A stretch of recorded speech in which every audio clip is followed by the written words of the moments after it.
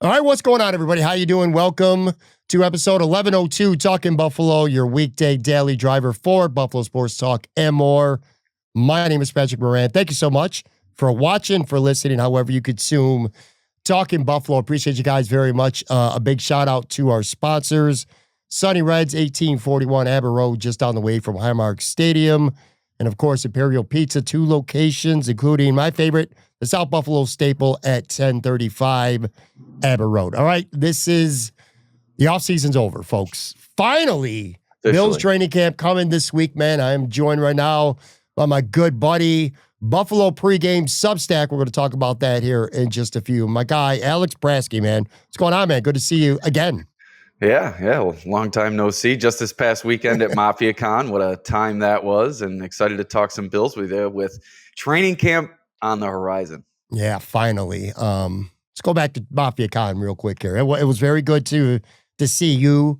I enjoyed your spot. You had Derek Kramer and Zach Jones out for WGR. Fun fact, I had never met either of them before in person, so that was the first time I got to meet them. It was really cool. Now, you've done this both years, just like I have, kind of just for a minute here. For people who are there, they'll know what you're talking about. For people who weren't, Alex will tell you what you've been missing, man. The year 2 of Mafia Con was an enormous upgrade over year 1. Seneca 1, that was the bomb, man. It was a really fun and very well put together event. Del Reed and his whole crew, man, they did an awesome job, ain't it? Yeah, from walking in from the main street, you get that kind of feel up the escalator, that feel of anticipation, and then you walk up, you see all the vendors, you take a walk around, enjoy some food, enjoy some drink, and then in the corner, well, not really in the corner, but on the other side there, you see the podcasters up on the stage, and from my vantage point, that was the most significant improvement from year 1 to year 2, outside of the venue as a whole. The podcast stage, having the PA, having you working the camera and everything you had going on. And it was so easy for us to participate that I'm so excited for next year. I really am too, dude. It was one of the best live events.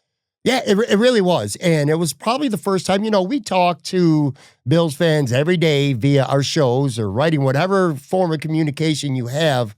But when you see that many people, it's just a different vibe, and you start to feel that energy, and that's when you really know that things are ready to get cooking. In terms of the podcast and all that stuff, the audio stuff from Mafia Con, I'll say this too. Big shout out. You got there before your show. I was there before it started. I had a big shout out to Joe Miller from the Overreaction Buffalo Sports Podcast.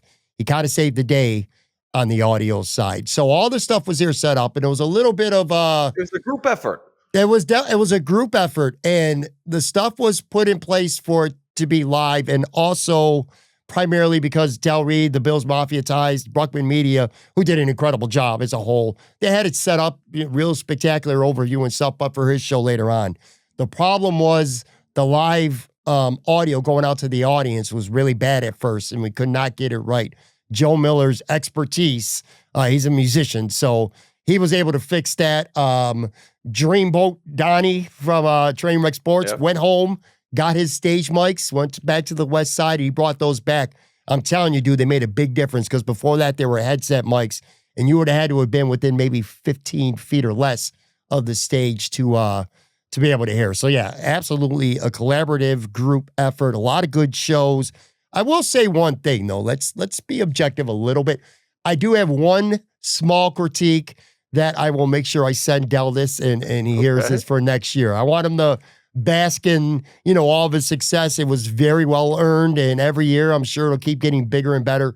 But the one kind of little bit of a gripe that I have, which we wouldn't know until you do it, but where we were located with the podcast, the only downside of that was it was kind of like almost a detour from everything else. Like, people would have to specifically be coming to check out podcast only to kind of get to that area, because there wasn't really anything else there besides the podcast and the broadcast themselves. Like, maybe next year would be nice to kind of put that a little more towards where the biggest crowds were, all the shoppers and stuff with the vending. But outside of that, that's the only thing. That's the only little nitpick I could have, man. And if that's my biggest nitpick, then we're doing a good job. But yeah. When it comes to that, I think every year there's going to be improvements, and I think maybe the idea with that was the sound reverberating through the event center there up in the lobby would kind of draw people in, and it did at times. But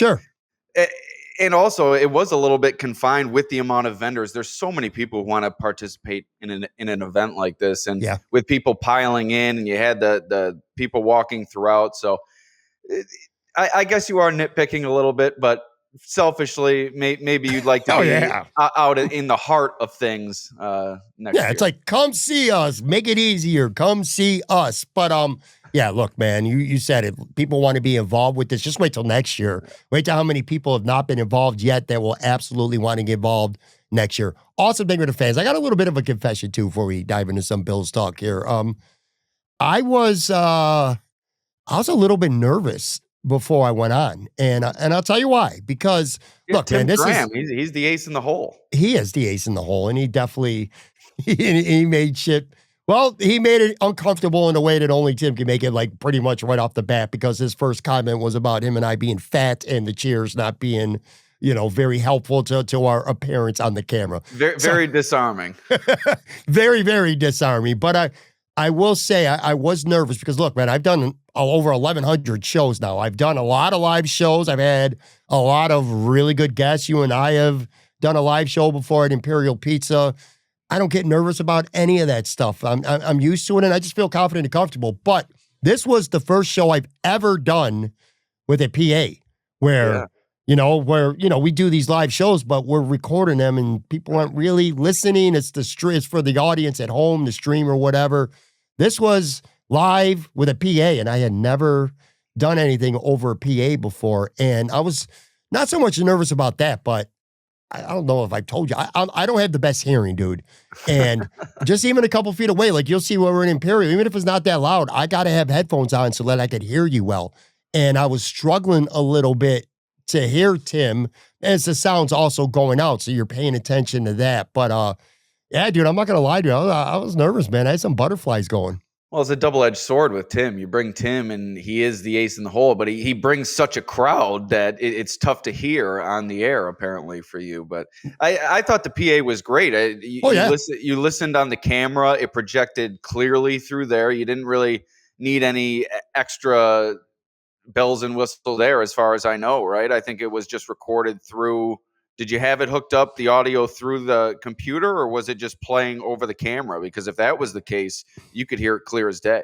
Yeah, well, the audio went through a mixer into the computer, and then separately it was routed to the camera. Right. So there was separate audio. No, it sounded great, but like I said, the combination of just not being able to hear well, so I was struggling to hear Tim, but it was not because there was any audio issues. It's just because my ass is half deaf at this point. And like I said, I think it was the crowd that Tim draws. I mean, hundreds started to pile in. The one thing that I found a little difficult was you're not used to being on stage and in front of people and people watching you directly. I'm sure with a lot of your live shows, and I've done a couple as a guest here and there, people are usually at their table. They may be listening in the background if there is PA.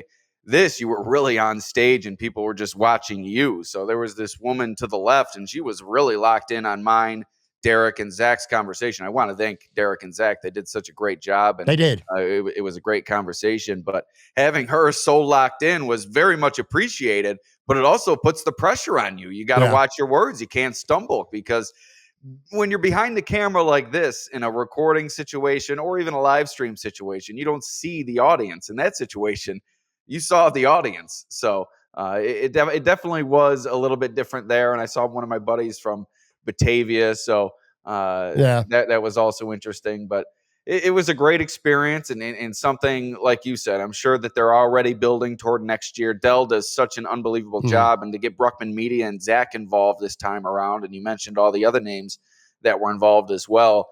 And an event like this needs to be a team effort, and that's exactly what it was. It was so spread out in terms of the offerings of what they had, and I thought it was good variance in terms of the podcasting as well. You had some more serious conversations. You had Dwayne Carter up there with Mookie, Yeah.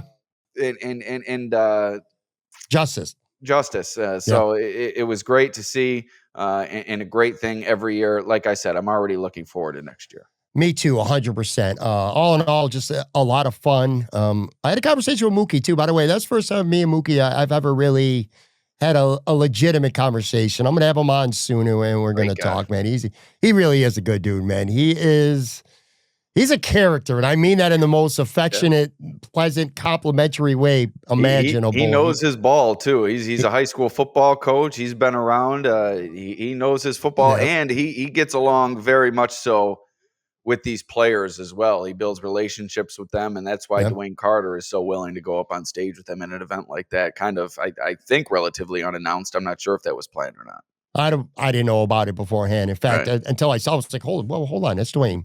That's Dwayne. Which, by the way, I did have a conversation with Dwayne, not a long one, but a pretty brief one afterwards. Really cool dude, man. Yeah, he's smart too. You could tell he's a Duke boy, man. He's got that Duke education, and him and John Fina hit it off. They became like BFFs because John's boy's going to Duke now, so I'm sure that they had a lot of talk about that. But anyway, all in all, real fun time. Before we get into today's topic, which for me, I got a handful of what I consider some of the biggest mysteries heading into Buffalo Bills training camp. We'll discuss some of those here in just a few. Tell people right now what you're doing with the Buffalo Pregame Substack. Bills, also Sabres too. I mean, even though there's not a lot going on with the Sabres, but I'm sure you're going to get into that. So just for some people who may not know that you're doing that now, kind of tell people, what's up, man? You're grinding. I'll tell you that, dude. You got a show, you got an article out like literally every day, man. What's going on? Hey, that's what we're trying to do. We're trying to dive more into the Buffalo sports scene. During my time at the Batavia Daily News, I'm no longer with them. I'm with just Bills Digest. And now Bills Digest and ASM Publications wanted to get more involved digitally. And I think the start is with kind of an offshoot Buffalo Pregame and creating the podcast, which is kind of brought to you by Bills Digest. And we're going to see where it takes us. And like I said, dive into more of Buffalo sports, more so than when I was localized here in Batavia. So I'm really excited to do a lot more Sabres. I'm going to have Owen Parker, who you had on your podcast with his father, Bulldog from WGR. So excited to have him on, talk a little goaltender and other Sabres stuff later this week. And it just allows me, like I said, to kind of hone in on the Bills a little bit more and to provide the people kind of that daily coverage that I think that everyone is in search of this time of year. And I'm going to try to bring a little bit different flavor. I always have since I started on the beat. So just tune into Buffalo Pregame, subscribe wherever you get your podcasts, on YouTube, on Substack. Those are really the three major sources or outlets for our information, audio, video, and then the written word on Substack. So be sure to follow Buffalo Pregame with Alex Brasky. It'd be very much appreciated, and I appreciate you for letting me get the plug in. Oh, no problem, buddy. My pleasure. And it's at Alex Brasky on Twitter. If you're not following him, or Twitter X, whatever the hell you want to call it. Right. All that stuff will be linked for him as well. You know, Tim Graham said it well. You need to lean. He told me this, and I'm telling you this, and I'm sure you already know, but it's time to lean into the Sabres. One of the parts of the conversation that I had with Tim actually at Mafia Con was, and this wasn't an insult, although it could sound insulting. He said this is one of the dullest great teams that he's ever covered, the Bills, just because there's no controversy, man. People want to hear some form of controversy, something spectacular to talk about. And the Bills just are quietly going about being great for the most part. A lot of the distraction and the circus and all that stuff and the most, the biggest characters, good or bad, or combination of both, Matt Collins, Diggs, all these guys over the last couple of years for the most part are gone. The Sabres have carried me, Alex, through the offseason. And I'm telling you, dude, this is, 7.5 years I've been doing this show. And one of the biggest regrets that I have now looking back is that I didn't lean into the Sabres more earlier on. I've been primarily Bills, and I might throw a little Mercy Sabres episode here or two.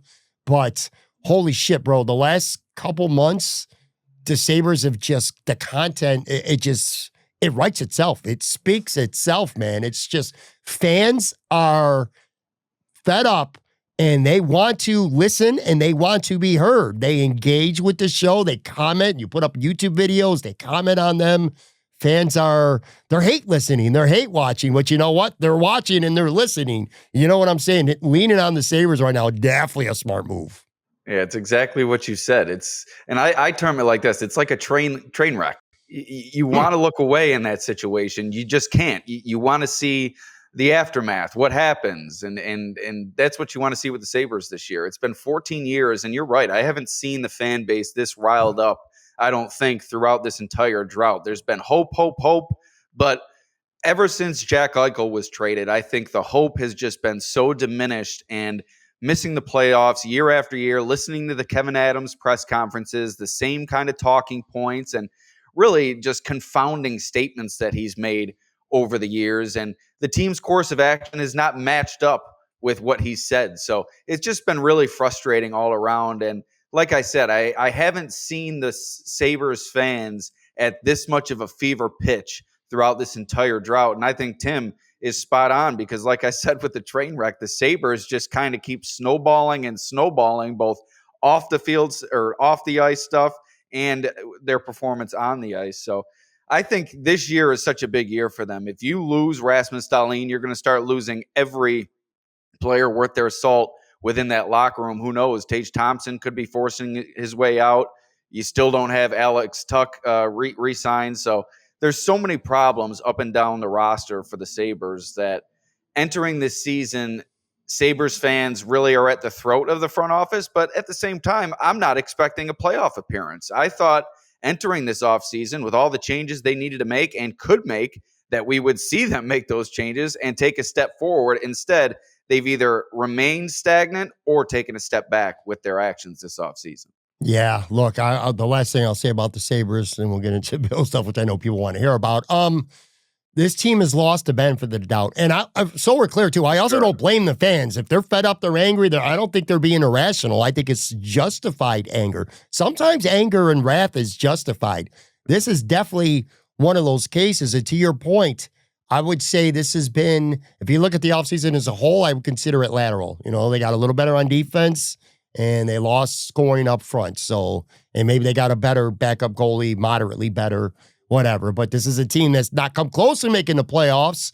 And if they just felt like there was never any real sense of urgency this offseason to do something crazy and go for it, because it's not even about getting fired anymore. Kevyn Adams' contract's up after this year. Lindy Ruff's contract is up after this year. It's not even about firing them. It's about to even bother to renew their contracts. They're coaching and they're GMing literally for jobs, or at least it should be anyway. I just feel like the fans, and rightfully so, they're not going to give this team any benefit of the doubt. But conversely, Alex, and I know you know this, man, you've been a Sabres fan most of your life, they want something good to root for them, and they want a reason to get excited. There's people, you know, I talked to Lance Lazowski last week from the Buffalo News. He's been here for 8 years or whatever. He doesn't have no idea what it's even like to cover or be around in this city, the team, when they're good, and how magical this city could be when it comes to supporting hockey. You know what I'm saying? I've been there opening night, I think, the past 3 years or so. And to feel the energy on opening night is kind of that unbridled enthusiasm before things start to go wrong. So you get a sense of that. And that's why I like to go opening night before, like I said, the tragedy strikes. And you felt that year after year, that the place relatively fills up, if not gets completely sold out. And the fans' energy is a different type of energy than you feel even at Bills games. I think over the years, with this increased success that the Bills have found, I think it's become a little bit more nervous energy than anything. The Sabres, like you said, Sabres fans, it's energy waiting to erupt. And I think with that playoff berth and some meaningful hockey down the stretch, you're going to see the best come out of this fan base. There was nothing like Party in the Plaza back in the day. And just to have that energy back in the building and outside of the building again would mean everything to the Buffalo sports fan base, everything to this city. And I think it'd mean a heck of a lot to the NHL too. I mean, sometimes you like to have those lovable losers in your league, but a market that's maybe not be the biggest market, but it's thirsting for meaningful hockey. And if you are to give it to them, this place is going to explode. I agree, but if they don't, there's little rope left with fans. I mean, this It's team's going to explode the other way. exactly. This is It's going to implode, maybe. sure. The start is everything. I mean, 10 of their first, I think, 14 games are at home, and that's going to tell the season right there. And if they start out bad, man, it's the fans are just going to turn. I agree with Bulldog on this. It really comes down to goaltending. As much as we're talking about the defense and the top six forwards, I think if they're going to win meaningful games and put themselves in a position to make the playoffs, they have to get the big saves, particularly from UPL. They're going to go into this year with him as a starter one way or the other. Devin Levi is still a pipe dream at this point. I mean, I don't know when they're going to fully pull the trigger on him. I thought this offseason would be the time, vault him into that full-time NHL role. But a lot is going to come down to UPL and what he does, especially right out of the gate, because they're going to have him on a short leash. They're not going to let him snowball and go through a disastrous losing streak like they did last year. 100%. Goaltending covers up a lot. It really does. Just like a good quarterback could cover up a lot in football. And let's kind of swing this conversation towards that. All right, so again, after months of offseason and trying to find things to talk about, and sometimes they're good things, sometimes you're really reaching because you got to get something out there or whatever to keep the train rolling. But no more need for that because now training camp is here. And I think there's a handful of what I consider like the biggest mystery, so to speak, heading into Bills camp. I want to discuss these with you today, not necessarily in order of significance, but just these are things that I'm wondering about where I don't feel like I have a great read on how it's going to play out, and we'll have to see how it happens. And let's start with the one topic that probably did, Alex, carry us through a nice chunk of the offseason, at least through Bill's minicamp, mandatory minicamp anyway, and that would be James Cook. The contract situation, it was actually, I think, to most people, a surprise that he did show up for minicamp and that he participated, and he spoke to the media after the first day. Where do you think, where we are at right now with that, to me, is a mystery. I don't think he's going to report. I think that's a given. He said he likes his money. He's reporting, okay? But will he participate? Will he be a hold-in? I don't have the answers to that yet. I don't know of anyone else who does. Is that going to be an issue? Are the Bills and James Cook going to continue, or his agent going to continue to work towards a new contract extension? Has that ship sailed? Is his role going to be more significant than last year? Good things happen when he touches the football. I think he's criminally underrated when you talk about significance of what he is to this team. In fact, I've heard you talk about him being, other than Josh Allen, maybe the most critical player to the success of the Bills. It all feels like a big mystery to me right now. How does his contract play out? What's his attitude going to be? What's his level of participation going to be? And are things going to be different? Are they going to make more of an effort to get him the ball this year? Or the complete opposite, knowing that, hey, he's probably gone after this year? Like you mentioned, I find him to be critically important to the Bills' offensive success. He has the ball in his hands constantly in big situations, and he's a game-breaking player.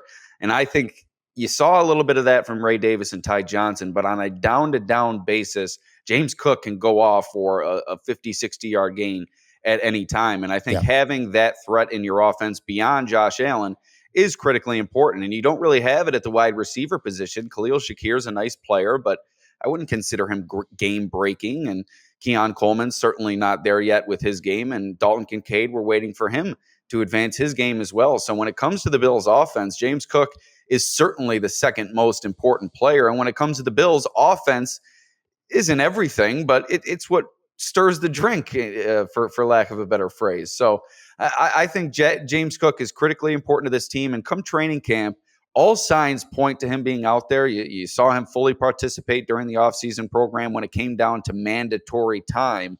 So I think he's going to be out there. And you even heard him speak at the podium. All of his words speak to he's going to be a good soldier. He's going to be out there with his teammates in order to win a Super Bowl. So I would be shocked if he's not out there participating, and you can never really tell what James Cook's attitude is. He's not really a boisterous player as it was, so I think he's just going to be out there straight-faced, running around with his teammates. The only thing I could see is maybe he came back during the mandatory period just to show maybe a sign of good faith to the Bills as they were continuing to work through contract discussions. And maybe now he takes a different tact with the regular season inching closer. But all signs point toward him being out there in full with his teammates come the start of training camp. And like I said, I'd be very surprised if he isn't.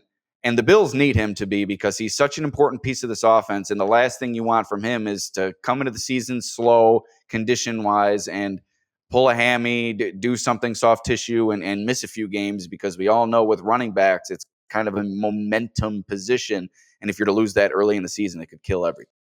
I think realistically, the best case scenario for the Bills, and again, I'm saying realistically, is maybe they find a way before the season starts to give him a salary bump for this year. Now, he's already getting a salary bump. He's going to be making around $5 million, which is a lot more than he's made. But you find a way to get him a couple more million. You got to make a move, restructure someone else, do something else. But if you free up, pay him this year, give him a salary raise this year, you void a contract year or some shit like that. So, it doesn't hurt you with the cap for this year. Kind of makes both sides happy. And then you see what happens a year from now, which I think is pretty much going to be a given. I don't think the Bills are going to pay him what someone else is going to pay him, and he'll eventually be gone.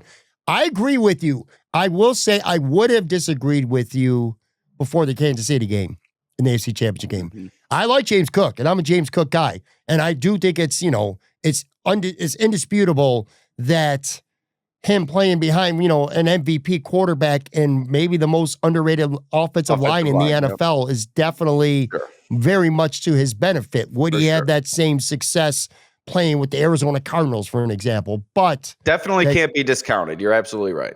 That Kansas City game, though, man, he might have been the best player on the field for the Bills on either side of the ball that game. That touchdown he scored, that was just him willing his way into the end zone.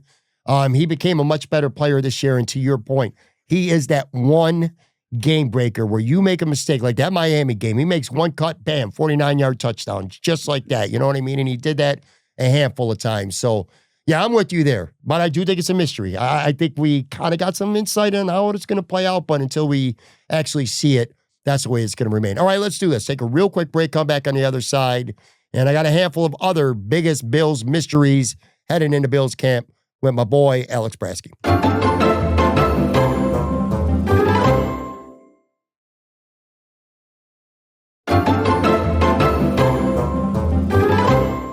All right, I am back here with Alex Brasky. Before I get back to Alex, so I do want to point out a big show announcement coming up Thursday, July 31st, man. Sunny Reds, I'm going to have Joe Marino from Locked On Bills, and I'm also going to have Jeremy White from WGR 550. Both of those guys are going to be in the house with me. Joe likes to get there an hour or two before the show. He's always down to meet the fans. We did it last year at Sunny Reds, and it was an incredible turnout. Plus, Jeremy's going to be there, too. One of the most trusted and well-liked voices here in Buffalo sports. So Thursday night, mark this on your calendar, folks, July 31st. Show's going to be at 8 p.m. Those guys will be there by like 6:30 or so. Stop it up. See Joe Marino and Jeremy White at Sunny Reds. All right, big guess. Only yeah, dude. If there's one thing I can still do pretty well anyway is sucker some good people like yourself to come on the shows and chop it up with me, man. It's a really easy way to make me look good. Anyway, all right, let's get back into some Bills stuff here. We talked about James Cook. The other, I think this is pretty well talked about, well documented. Maybe when people are at camp, this is the biggest battle at camp, at least for the starting job. And that's who's going to start alongside Christian Benford. Is it going to be the veteran Trey White, or is it going to be the first-round rookie Max Hairston?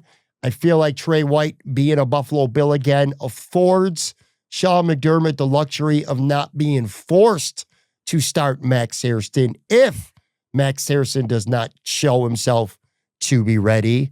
Conversely, Max Hairston's physical gifts and skill set and his ability to run with literally any wide receiver in the league is going to play very, very beneficial to him. And what, if anything, does Trey White actually have left? Last year, he was awful with the Rams. He was relatively decent in his role with the Ravens. He's certainly going to get an opportunity to start. What are your thoughts? Because to me, this is something, again, maybe a month from now, would be like, oh, this was obvious from the beginning. But right now, I don't know, man. What are you thinking? I've maintained all offseason. I think Trey White's going to win the job out of training camp. I think his experience within the system, yeah, there are some things that are lacking from his game. There are things about his physical game that have diminished over the years. His speed, his ability to change direction. And you saw that during the offseason program. He got beat a couple times by quicker receivers, Elijah Moore, Joshua Palmer, Curtis Samuel. But at the same time, there's going to be some growing pains with Maxwell Hairston as well. And I don't think they're going to hold him back forever, but I'm just not so sure they're comfortable with the physical part of Maxwell Hairston's game in terms of ability to come up, support in the run game. And also, this is a difficult defense for a defensive back to learn. And that's all the while there's might be some changes brewing in that defensive backfield with a potential shift to more man coverage this year, as we've heard discussed throughout the offseason. So I think it's a lot to ask for a rookie to come in here in this system within a team that is veteran laden and expecting to win a Super Bowl, and to put all that pressure on him week one as a starter.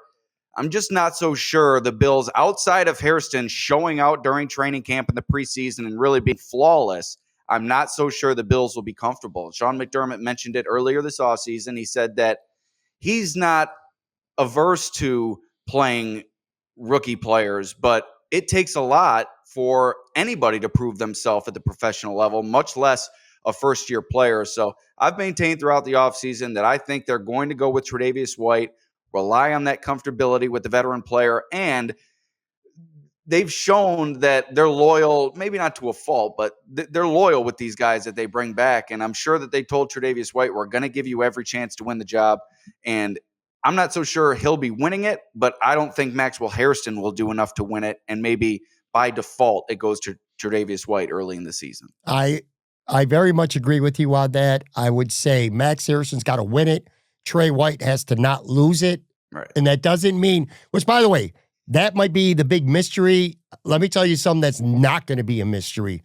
The biggest overreaction from Bills Mafia, if Trey White starts early on, is going to be calling Max Harrison the next Kyer Elam. Yeah. That's going to be the big overreaction if he's not starting right away. I'm good with him not starting right away. Hey, but hey, if he can win the job, or if Trey White does show himself to be a shell of himself, and I'm not saying he's going to be, I don't think he will be, and I certainly hope he's not going to be. I'm just saying it's on the table at least. So we'll see how that plays out. Maybe even Dane Jackson throws his name into the hat. You never know, but not very likely. All right, let's go to the other side of the football, because for me, this is another interesting, I don't want to say roster battle, but position on the roster battle. Shakir, Coleman, Palmer, you could group those three any way you want. You got room for 4 receivers on a team that you could count on to contribute. Is it going to be the incumbent, Curtis Samuel, or is it going to be Elijah Moore? Whoever wins between those two, and it might not sound like it's a direct battle, but I think it is, because whoever is better between those two is going to be wide receiver 4. They're going to get a uniform on game day, and they're going to be counted on to contribute. Whoever doesn't probably ain't dressing. If it's Curtis Samuel, I don't think the Bills can really cut him just because it doesn't make any financial sense. They could trade him. In fact, maybe they want to trade him if they can get someone to take, because then that salary goes off the books. Yeah. But if Elijah Moore doesn't beat out Curtis Samuel, maybe don't make this team. I don't know. Either guy could be insurance, but my point, Alex, is winner is going to play and matter. Loser, barring injuries to other players, of course. Loser is going to be in the press box or in a jumpsuit on the sideline, because all 5 of them are not going to be active on game day. Neither of them really do anything on special teams. I think you might want to throw Joshua Palmer into that mix as well. I think Keon Coleman and Khalil Shakir established themselves, well, when Keon Coleman was healthy, as key pieces to this passing game. Coleman finished the season as the second leading receiver in terms of yardage, even with missing time due to that wrist injury, and his return not being what the Bills would have hoped for, according to Sean McDermott and Brandon Beane, what they've said in the media. So I think those two are pretty established at the top of the food chain. But when you bring in two new pieces, Elijah Moore and Joshua Palmer, and Curtis Samuel, the way he came on at the end of last season, I think it's going to be an all-out battle for targets between those three. And if you look at the third most targeted receiver, actually, I think it was the second most targeted receiver. I think it was Mac Hollins and Curtis Samuel tied with 31 receptions apiece last year, and Keon Coleman with 29 receptions. So that gives you an idea of kind of the target, or at least the reception share that's going to go around. So it's not a heavy role that any of these guys are really stepping into. It's kind of make the most of your opportunities. And if you're considering it from that perspective, I'm interested what Elijah Moore brings to the table. He's kind of a lottery ticket waiting to happen, just waiting to cash in on a per play basis. So he hasn't been ranked in terms of the top advanced metrics for wide receivers these past few years, but look at the quarterbacks who have been throwing him the ball. So I'm not sure how much you could take from that in comparison to when Josh Allen's throwing him the ball. And kind of with Joshua Palmer, he's shown, I think, 60 receptions in the past. He's shown he can take on that wide receiver 2 role, but he's still got to mesh with Josh Allen and show it on the field. Rapport is everything, especially when you're playing with Josh Allen, more of a field type quarterback than somebody who's just going to drop back and operate like a robot. So I think there's a lot left to be said for these three players, and Curtis Samuel already has that one season built in. So I think you could throw all three of those guys kind of into a bucket, all competing for targets behind Khalil Shakir and Keon Coleman on the outside of wide receiver. I think Moore is one of those guys, you used the term lottery ticket. I'm with that. He's got a really high ceiling with this team, but he's also got a low floor too. If things are, again, if he can't get past somebody like Samuel and Palmer. And I will say one last thing too. If we were doing a list of players that I think everyone's sleeping on, I think Curtis Samuel would be one of the names I would want to discuss because he was hurt last year and he was good, pretty good in Washington with shitty receivers, and he's had success before. So I wouldn't move to discount what he could do for this team if he could stay healthy. That turf toe bothered him last year, and it was definitely a factor. And look, the Bills paid him good money a year ago. They saw something in him that they definitely liked, so I wouldn't sleep on him at all. Back to the other side of the football, Alex. What does the one defensive tackle position look like, especially behind DaQuan Jones? I would have thought that DaQuan Jones, maybe his spot would even be in jeopardy. Like if he's so surprised veteran cuts, that would have been one of the first names I think of. But then I look what's behind him. And you got a rookie and a second-year guy who, neither of them are established at all. So I don't think Jones goes anywhere. But you got Dwayne Carter, who Brandon Beane talked about playing more one tech this year. And then you got the big rookie, Deion Walker, moved up for him in the 4th round. But back issues, they admittedly are bringing him along very slowly. I think 3 tech is set. You got Ed Oliver. You drafted TJ Sanders. Larry Ogunjobi will be back after 6 games. We'll see how that plays out. But that 1 tech, this is going to be, for a handful of players, Alex, training camp is huge. For other people, it's just getting ready for the season. This is going to be a big training camp for Dwayne Carter because is he the Dwayne Carter that we saw a couple times last year, like against Houston? I thought he played really well in that game and a few other moments he had as well. Or is he the guy that, struggled to come back from an injury like a lot of other guys did, and they didn't have any confidence in him? In fact, he was healthy inactive for the playoffs. I don't know which one we're going to get with him. I think Dwayne Carter is a mystery to me because he could carve out a nice role on this team, or he could be a practice squad candidate in a month. You know what I mean?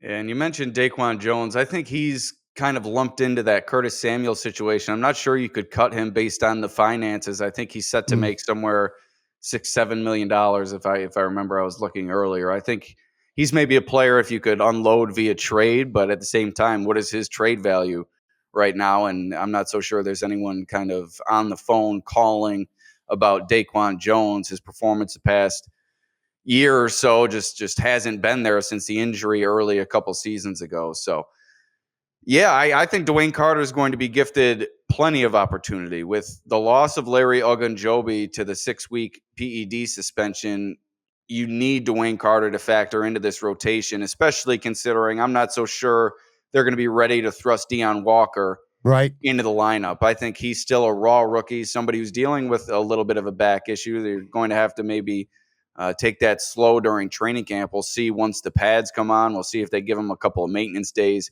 here or there. Not often you see that with a rookie, but they knew the situation they were getting into with him. So, yeah, Dwayne Walker's move from 3 technique to 1 technique. I think the Bills would be satisfied if he came in and challenged Daquan Jones for starting snaps. I don't think that's going to happen. I think when a player this early in his career is making a switch like that, I think it's more of a, for lack of a better term, panic move than anything. I don't think it's, we saw something in him and maybe he can be good at 1 technique. It's, we're not going to have any room for him here at 3 technique. We got to find a place to maybe get him to progress and develop as a player. And I think that's may have led to the shift inside more so than anything. So, yeah, with Larry Ogunjobi being out, I'm really interested to see what Dwayne Carter has to offer and whether or not Deion Walker can maybe make me eat my words and factor into that conversation a little bit more than I'm giving him credit for.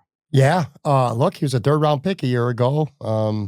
So the Bills are relatively high on Dwayne Carter, but he's really going to have to earn it. And I think the opportunity's there because, look, I'm not trying to be disrespectful toward Daquan Jones, okay? I like Daquan Jones, man. He's been a good soldier, and it sucks that he got hurt in London when he did because he was ripping offenses apart that first month of the 2023 season.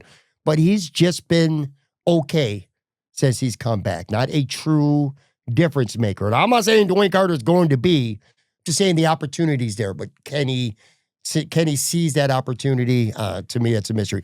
In my notes, and we're skipping this one because I realize on the fly, this is dumb to talk about now, but I had Dalton Kincaid written down. You know, is it going to be a big bounce back here? That's not a training camp mystery, man. That's a regular season mystery. So I want to get to a few other things. So we're going to scratch Dalton. One thing you watch for with Dalton Kincaid during training camp, can he catch some balls down the field? They struggled to use him down the field. That's where that uncatchable ball rate came from last year. If they can get him more down the field, and that's where it's going to start in training camp. We saw more so red zone stuff, I think, from him during the offseason program. So once the pads come on, if he's able to put it together down the field, that should be encouraging for Bills fans. But you're right. He's got to do it during the regular season. Him and Keon Coleman really need to take that step forward. All right. So field stretching, getting in the seams, getting down the field, catching the ball down the field kind of leads to my next point. I'm pretty sure we know who QB1 is going to be. Alex, are we going to see a legitimate QB2 battle between Mitch Trubisky and Mike White at training camp? I think so. I think Trubisky probably has the leg up just due to familiarity, and he's been around, and Mike White isn't a world beater by any means, but I'm not so sure training camp will be the answer. I think the preseason games. I think what we see from them operating in those preseason games, we know Josh Allen doesn't get much time in those preseason games, so there will be plenty of opportunity for Mike White to win that job over Mitch Trubisky. And when you talk finances, cutting Mitch Trubisky would save you a couple $1 million compared to Mike White. And the Bills are so hard pressed up against the cap, they're going to have to find some money somewhere just to sign a couple of unsigned free or whatever they need to do down the road here just to tie up some loose ends. So in my 53-man roster projection for Buffalo Pregame, have Mike White winning the backup quarterback job, and finances play a role. But I've just seen enough of Mitch Trubisky.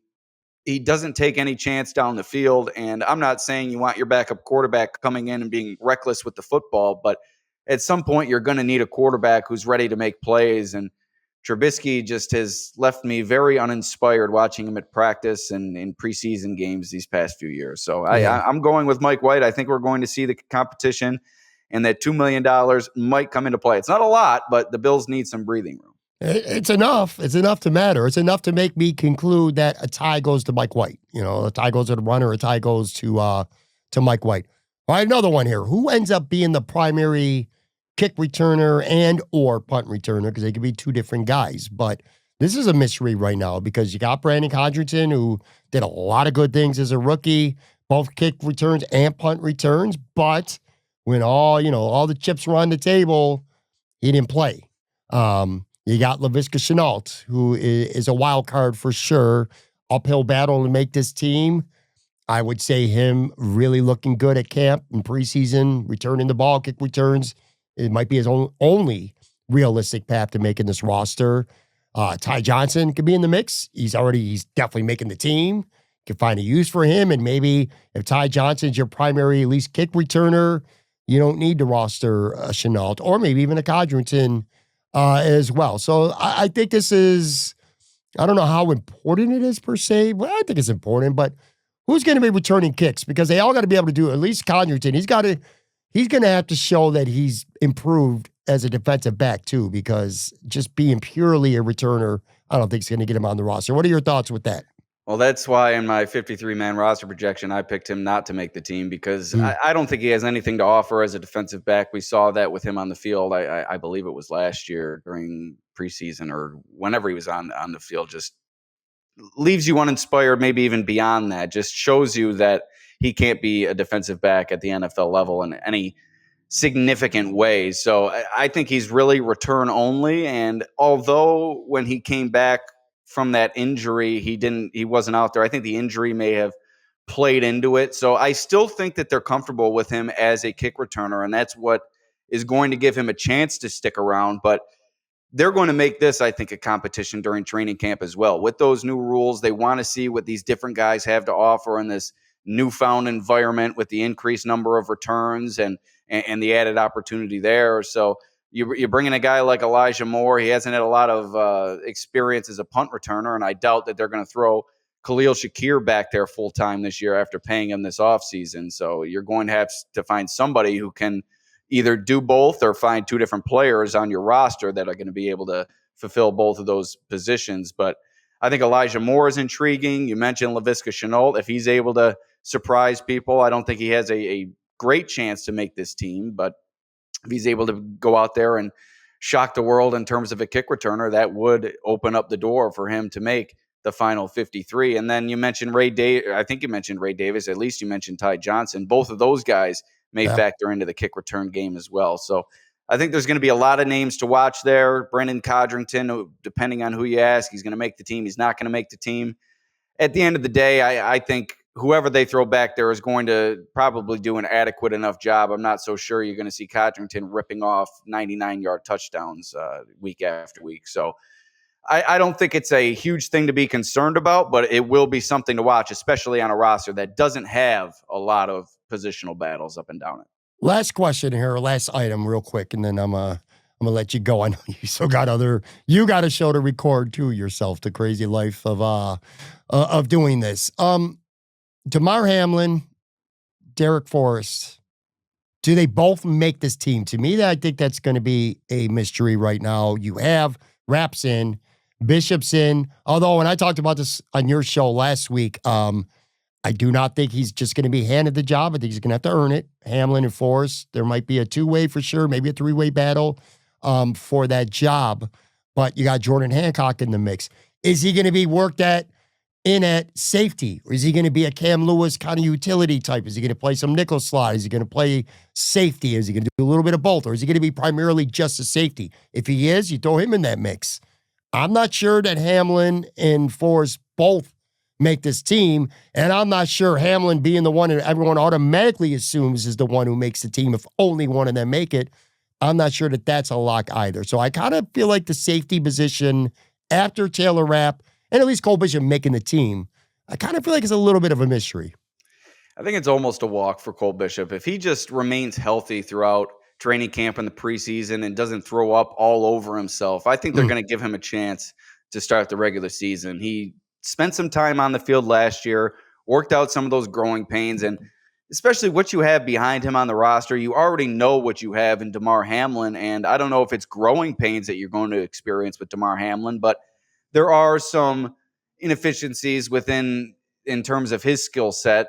His athleticism isn't at an all-time high, whereas you're bringing a guy like Cole Bishop, he does offer that plus athleticism. So I was talking with Carl Jones on Buffalo Pregame, and he put it plainly, and you're going to go with the more athletic guy if they're even coming out of training camp. I may may have been talking about Maxwell Harrison and Tre'Davious White when he said this, but same goes for Cole Bishop and Damar Hamlin. And I think they view them at the very least as even in terms of the consistency they're going to offer on a play-to-play basis maybe Bishop isn't as refined in his coverage skills, but can offer much, much more coming up in run support and maybe as a blitzer off the edge. So I think he's got a more diverse skill set athletically.